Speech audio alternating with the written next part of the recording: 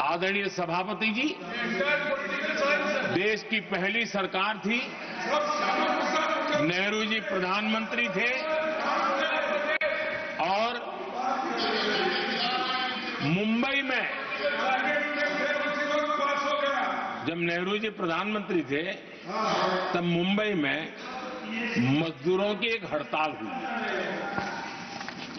उसमें मशहूर गीतकार मजरूह सुल्तानपुरी जी ने एक गीत गाया था, कॉमनवेल्थ का दास है। ये कविता उन्होंने गाई थी।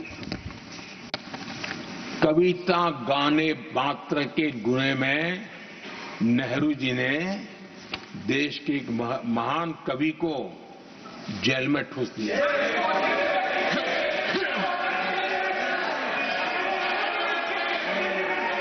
मशहूर एक्टर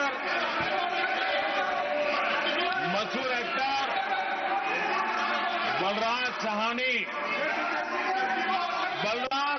जी सिर्फ एक जुलूस में शामिल हुए थे, आंदोलन करने वालों के जुलूस में शामिल हुए थे, इसलिए बलराज साहनी जी को जेल में बंद कर दिया गया।